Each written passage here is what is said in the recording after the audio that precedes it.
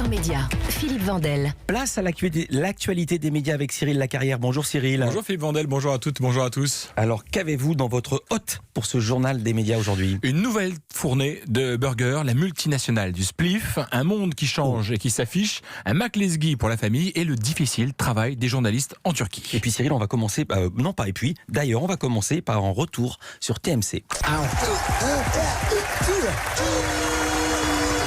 En léger différé, du studio on enregistre et pour la deuxième fois en France, c'est Burger Quiz. Vous aurez reconnu évidemment le générique de Burger Quiz, en plus on le dit. Le jeu d'Alain Chabat est de retour à partir du 20 novembre, toujours sur TMC et toujours vers 21h15, c'est-à-dire quand Quotidien rend l'antenne. La chaîne proposera 2 épisodes chaque mercredi avec à chaque fois Alain Chabat aux commandes de la première partie. Cyril, ce soir, Élise Lucet se met au joint le temps d'un numéro, ça vous fait rigoler. C'est votre propre vanne, elle vous fait rire. Oui, je reviens à mes propres blagues. Le temps d'un numéro de Cash Investigation sur le business du cannabis. Et attention, il ne s'agit pas d'une petite épicerie de quartier, mais d'une multinationale du blanchiment d'argent. C'est d'ailleurs le titre de ce Cash Investigation diffusé ce soir sur France 2. Alors, si vous et moi, nous ne saurions peut-être pas comment faire si nous voulions blanchir les montagnes d'argent que nous cachons sous notre matelas, à en croire le réalisateur du documentaire, Nicolas Vescovaci. C'est en fait simple comme bonjour. Écoutez-le, il est interrogé par Louise Bernard. Ce qui m'a le plus surpris, c'est la simplicité avec laquelle on peut blanchir de l'argent aujourd'hui. Il existe tout un tas de services financiers. Alors là, je ne parle pas des banques, je parle de services financiers occultes qui sont en fait entre les mains de banquiers occultes qui fournissent des services comme votre banque au coin de la rue, sauf que là, ils vous permettent de blanchir des sommes colossales et des sommes en cash.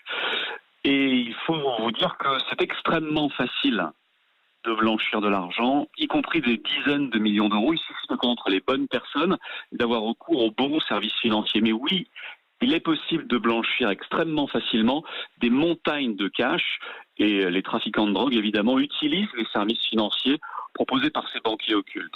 Cette multinationale, c'est en fait une chaîne où chacun ponctionne sa petite part, de la petite main au grand Manitou qui siège tout en haut de la pyramide, comme ce trafiquant que Cash Investigation a rencontré, un vrai de vrai. Alors vous allez entendre son témoignage, mais ce n'est pas sa voix, puisqu'il n'a pas voulu témoigner face caméra, mais c'est celle d'un comédien qui prend la place du trafiquant et donc qui témoigne. Au meilleur de ma forme, je pouvais ramener jusqu'à 2 tonnes par mois. J'ai déjà eu entre 12 et 15 millions d'euros à mois rangés. L'idéal, c'est d'avoir des rentes. Du coup, je réinvestis 50% de mon argent et 30% sont mis à l'abri pour mes vieux jours.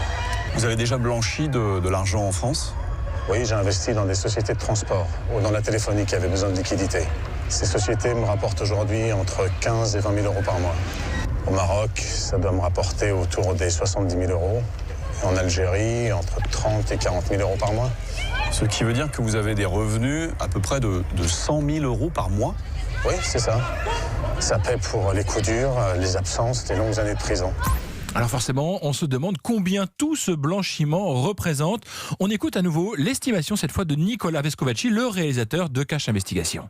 Nous nous sommes intéressés à un seul réseau de blanchiment, un réseau international de blanchiment, et on évalue les sommes blanchies à plus de 250 millions d'euros. Et encore, nous avons des documents partiels pour prouver les montants qui ont été blanchis. Il est bien possible que ces sommes soient une hypothèse basse et qu'on soit sur des montants qui dépassent le milliard d'euros entre, on va dire, 2008 et 2015. Donc imaginez-vous 1 milliard d'euros en cash blanchi pour tout un tas de trafiquants, qu'il s'agisse de trafiquants de drogue ou des gens qui simplement fraudent le fisc. C'est énormément d'argent qui circule dans des circuits clandestins que nous allons vous révéler dans Cash Investigation.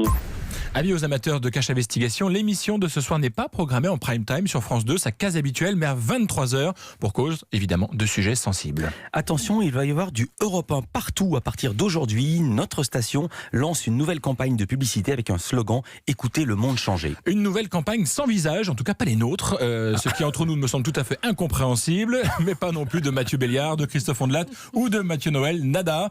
Sur ces affiches, vous verrez Greta Thunberg, Donald Trump, Emmanuel Macron, Angela Merkel, Bilal Hassani, des abeilles qui volent en escadrille et un glacier qui s'effondre. Le tout pour symboliser cette nouvelle signature maison. Écoutez le monde changer. Et nous allons écouter Christophe Liechtenstein, le président de l'agence Romance à l'origine de cette campagne. Il est au micro de Louise Bernard. Il nous semblait nécessaire de remettre en avant la raison d'être de l'antenne, en l'occurrence l'information, plutôt que de créer à nouveau une dépendance aux têtes d'affiche de l'antenne. Ce qui est intéressant, c'est cette palette de gens qui sont représentés et qui positionnent Europe 1 comme un grand témoin des transformations de la société. C'est l'histoire de l'antenne. Depuis les années 50, avec la place au direct, la place à l'information. C'était Radio Barricade dans les années 68. Donc Europe 1 a toujours été là où le monde a basculé et là où l'information permettait aux auditeurs de comprendre le monde qui bascule. Donc que ce soit Greta, Bilal Hassani, Trump, Boris Johnson, etc. Tous sont là pour être les témoins de ce monde qui bascule. Et si comme moi vous vous posez la question, est-ce qu'il faut l'accord de Donald Trump pour le coller sur une affiche avec le logo Europe 1 ? Eh bien sachez que non. Selon l'agence Romance, il existe une tolérance concernant l'utilisation de l'image des politiques. En revanche, le chanteur Bilal Hassani a bien lui donné son feu vert. Pour les abeilles, je crois que ça négocie toujours. Une campagne qui va durer 2 semaines. Alors Cyril, pour terminer, vous nous parliez hier de la Turquie avec la plainte déposée par le président Recep Erdogan contre le magazine Le Point. Ce soir, Arte a décidé également de suivre ce sujet brûlant. La chaîne va diffuser un documentaire intitulé « Turquie, nation impossible ». Un film de 90 minutes qui s'ouvre sur le coup d'État manqué de juillet 2016 qui a entraîné l'arrestation de 150 000 opposants et fait 50 000 prisonniers avant de remonter le fil de la construction de la Turquie.